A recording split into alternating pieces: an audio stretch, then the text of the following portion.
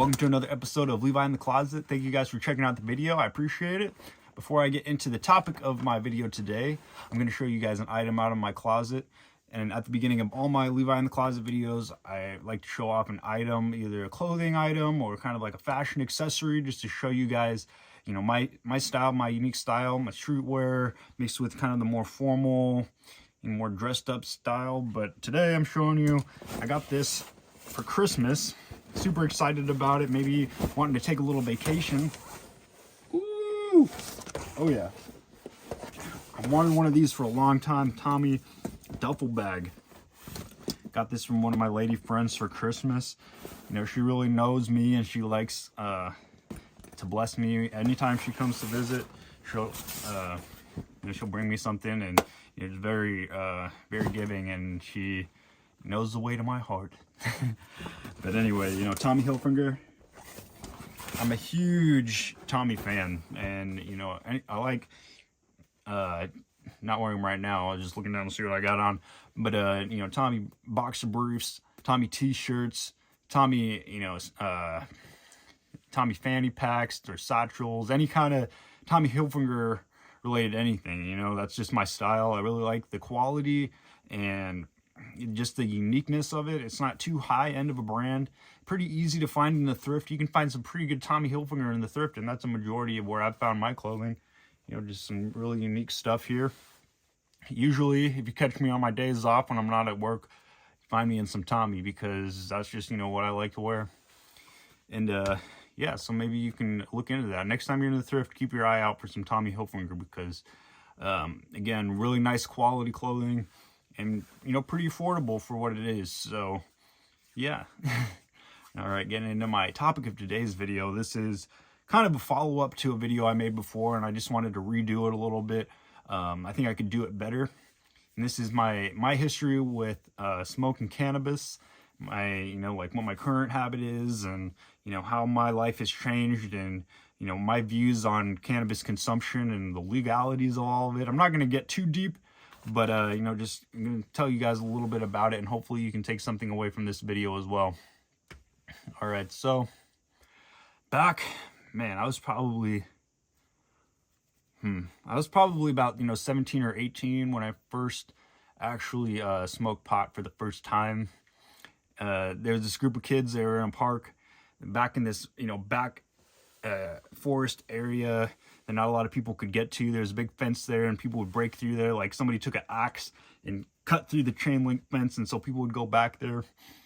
It was the property of, I think it was the Portland Trail Blazers or Seattle Seahawks. I think I said this in my previous video, but it was either the Seattle Seahawks or the Portland Trail Blazers. I know it's kind of a difference there, but either way, a really big house, a lot of property, and this park was right next to my house, so I'd go longboard down there, hang out, you know, and I wasn't smoking at the time, so I'd just go, you know, board around and, you know, just hang out and chill. And one day I come across this group of kids. They're all sitting in a little circle on the ground, and you know, at first I just walked by, mind my own business, and you know, as I'm walking past to leave, I see one of them, like, "Hey, come over here." And I was like, "Yo, what's up?" And they're like, "Hey, do you smoke?" And I'm like, "Oh, you know," trying to be all cool, be like, "Oh yeah, you know, I smoke, like I'm cool." And they're like, "Oh well, you come sit down."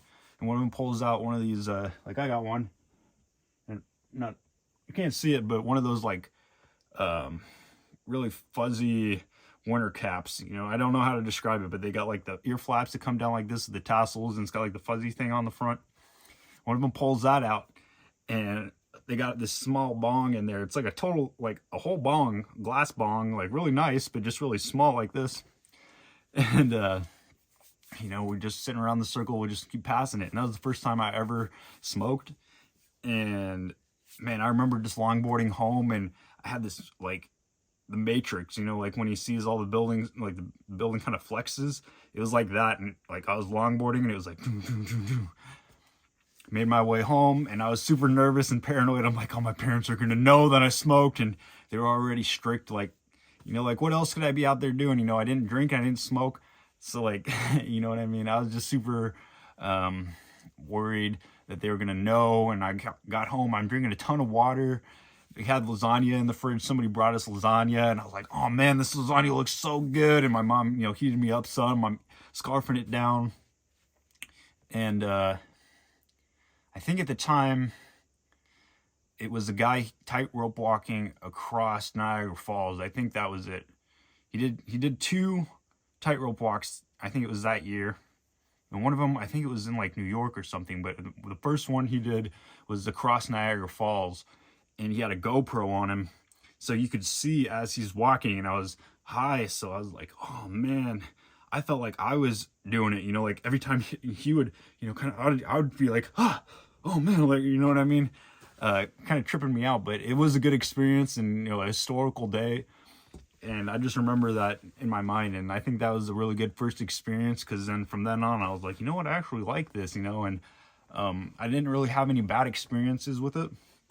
Later on, when I was more an adult, I was probably 20 or 21, so the legal age. Recreational cannabis became legal in Washington, so I could easily get it. And I already knew that I liked it. Like I had on and off, but not habitually smoking. But I did know, okay, like now I can get it. I can go and I can buy it and recreationally use it. And it's not going to, get me in any kind of trouble other than with my parents, because they don't agree with that. I digress. But yeah, and that really, at the time when I was in a relationship, I think we kind of substituted that, because we had also gone through some stuff. She had cheated on me a couple times, and we were still together just trying to make this work. We're high school sweethearts, and she was the girl that really I wanted to marry in the end. And I think we ended up relying pretty heavily on cannabis to kind of cope with, all these unresolved issues. We're young, and, now I look back on it and I understand, what I could do differently, aside from just the smoking, but just like how my attitude needed to be different, or how I treated her, or the things that I would say, or how I would talk about her family. Certain things like that, I realized I just needed to kind of learn and mature in order to become better. And I don't think the cannabis really helped, because then we're just coming home and smoking together and going to bed, and like just those things. And it was still a great relationship, and I still in my heart, she'll never be replaced, and that was the first love of my life, but I've come a long way from then. But also, after we broke up, I just continued to smoke. Like I enjoyed it, and I never really had an issue with it, like a reason to stop. And I still don't necessarily see it as inhibiting. I do think that it can help a lot, because I do have some like health related wise, I think that it can help people, whether it's if you have trouble sleeping, if you don't have a good appetite, certain things like that, or even just making you a little more relaxed, taking away pain in more of a natural fashion than pills and things like that. I never liked taking ibuprofen, even, because it would make me throw up. I don't know what it is, ibuprofen or Advil. I would have like a bad headache. I used to get bad migraines, and I would take that, and then I would just start to throw it back up.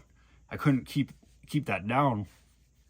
And so after, I learned, and it was still kind of taboo at the time, but I learned, what, this actually kind of helps me in a way that, the pills would, but I feel better, like maybe there's some side effects, like, okay, I got the munchies now, or like now I'm more tired, but also I've always had a problem with falling asleep. Like I'll just lay in bed, and I've tried, meditating, or what is that called? I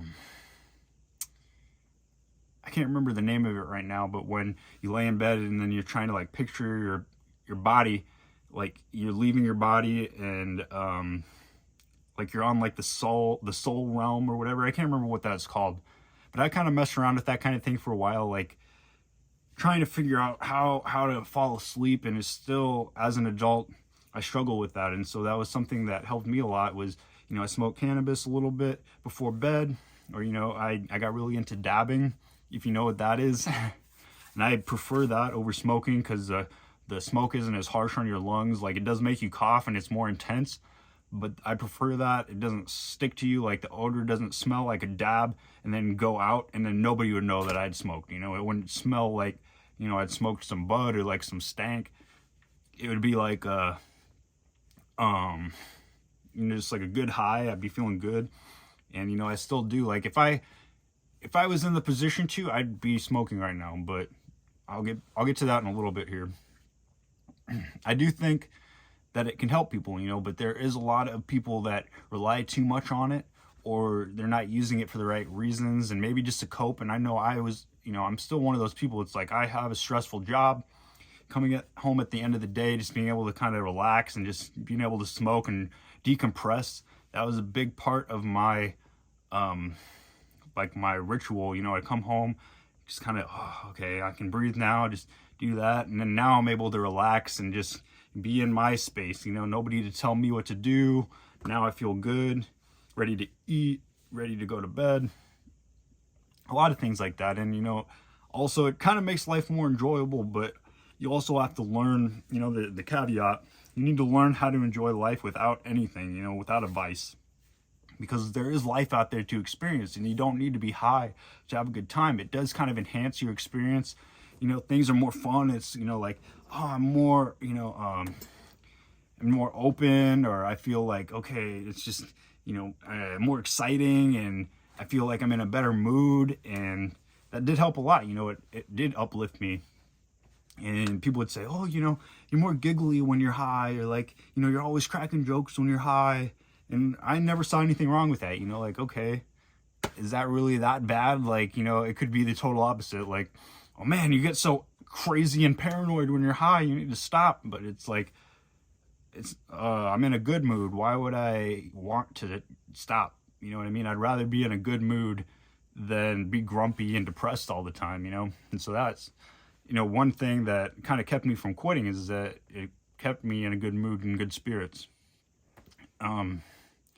And again, the other side of that, I'm still trying to develop that, just being okay with not being high. Like, life is good without that. It's like the sprinkles on top. It's the cherry on top of life, and I think it does make it more exciting and fun. But you also have to learn how to operate within the world without being high, or without relying on alcohol, or, whatever it is that's your vice. If you can learn to live without that, and life is still good, life is still okay, it's not going to be terrible, like, you're going to learn that your inner happiness is really what's the fulfilling part, and it's just kind of a artificial way of creating happiness, and you can't get too much into that, and you can't rely too much on smoking to make you happy, which I know a lot of people do. And I understand that, because life is difficult, it's frustrating, and we all deal with stress in life. And so I think it's good to have something to kind of help you along. But if you're relying too much on it, then that's when it becomes an unhealthy habit, I gotta catch my breath here, so I'm gonna take a brief intermission here. Thank you guys for watching the video, and if you're still following along, I appreciate it. Drop a like just so I know that you're interacting, that you're still following along. My goal with this channel is really to help you become the best version of yourself. And if you're, a young man, or, even if you're, later along in life, just trying to better yourself, become the best man that you can be, that it's a goal that you can always keep striving to better yourself, and at any age. And I've changed my mindset about that. At any age, even if you're not in your young prime years, it's always, how do I put this? You can always continue to work on yourself. Never forget that, and never give up on becoming the best version of yourself. It's hard sometimes, and life gets difficult, but, tying into my, the reason why I'm talking about this is because I understand life is hard. We're all going through things. We're all going through life, but just acknowledge that, you want to get better. You want to better your life. You want to be happy, feel fulfilled. And that comes from within. You can't find that artificially, like alcohol, smoking, and especially the people, like the people you surround yourself with. I've heard this a lot. But if, you're going to the bar and you're hanging out with people that are, drinking a lot and stuff, that's an unhealthy crowd. They're all in that unhealthy mindset that they're relying on something else to make them feel better, or the fear of missing out, like, you have to be okay by yourself. Be okay just kind of staying home. You don't have to go out every night spending money and getting drunk, or, getting high.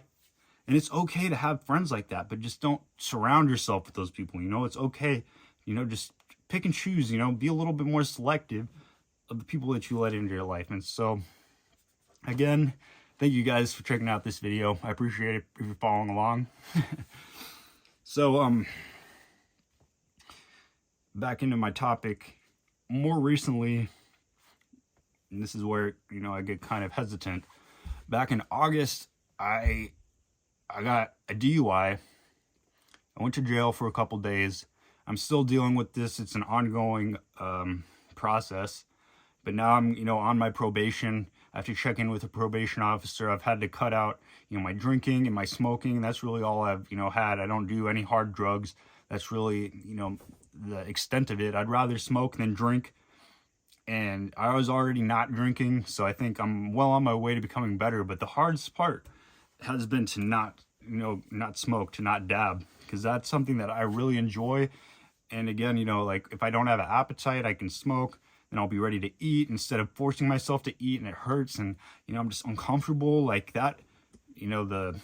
All the benefits, I'm having to kind of readjust how I do things. Like maybe I will. I'm just going to continue to try to eat.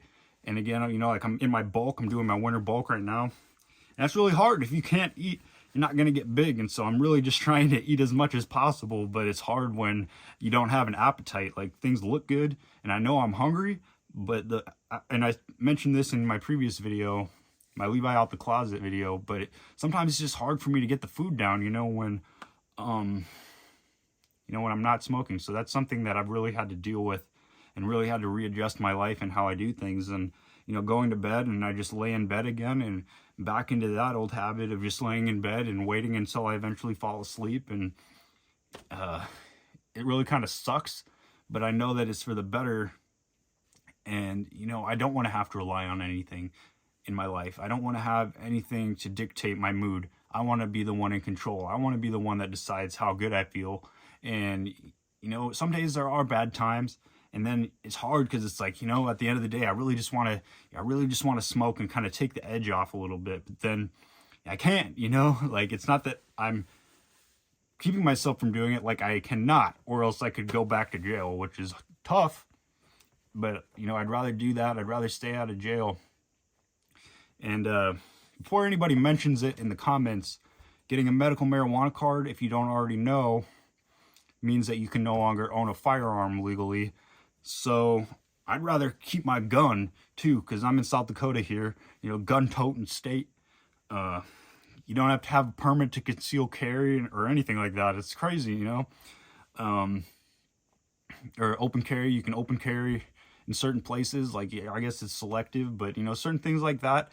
I'd rather have a gun than be high, because if somebody's going to come and try to invade my home or take something of mine, like the government comes, they're like, oh, we're taking your house. I'll be like, heck no. What are you going to do with your bong? You're going to be like, oh, what are we doing? Like, like, then what? I'd rather have my gun. I'd rather have my gat. So yeah, that's just another thing, because that's what my parole officer said, that if you want to continue to use cannabis and continue to smoke, you can get your medical card, and then they'll be able to dismiss that. But I'd rather not. I'd like to have my gun. And I'm coming from a state, that's recreational legal. It's been a pretty difficult transition, like moving out here. It's been a whole different way of life. For a long time, I just wasn't smoking because I didn't have access to it. But then, as you move around and you meet people, then I'm like, okay, now, and, not to incriminate anybody, but then, I've been able to, continually medicate myself when I needed it. And so now I'm just really cutting back and trying to better myself, and it's been difficult. It really has. And it's frustrating because that was a big part of my life, and I don't like people telling me what to do. I like coming to the conclusion on my own. And there have been times when I've taken a pretty long break, a tolerance break, and I know I can do that. And that's what I'm doing right now. Like, I haven't smoked, and it's been going on about 2 weeks now. And I don't want to be dishonest. I want to do this the right way. I want to do this the healthy way. I don't want to be sneaky about it. Like I could, you know, like you can use fake pee, or you could, detox a couple days before, but then I'd rather be ready, like nobody's going to sneak up on me. Nothing's going to be unexpected. I'm going to have control as much as I possibly can in this situation. And so I'm, trying to make the wise decisions. And in that aspect, okay, I don't have a problem with quitting. I'm okay to do that. I understand, and that's just a responsible thing to do. But somebody else telling me to do it, I'd rather not deal with that. Like I'd rather come to this conclusion on my own, like I said. But again, this is just I think part of also maturing and growing up. And it's hard because I think, well, like I have a lot of friends and, we'd get together and smoke and then go do stuff or whatever. And I don't want to be the one that's like, oh, sorry guys, I can't smoke anymore. I'd be one of those dudes, like, I never wanted to be that guy. But, now I hope that the people that I'm around will respect me for that and respect, the situation that I'm in, and also my decision to actually really give this my best shot, because I could be out here smoking every day, but then what if they come to drug test me tomorrow? Like how would I know? I wouldn't have any time to prepare, and then, I'd be busted, and that would really suck. And I know this doesn't apply to you all, but, just me going through this has really kind of opened my eyes. And, maybe it probably depends, I probably will smoke again when I'm able to, without any repercussions, but maybe not as much. Or, now I'm more aware, and also just taking this little break, kind of, readjusting, letting my body readjust. And, I'm just trying to become the best version of myself. Like I said, that's what I want for you all.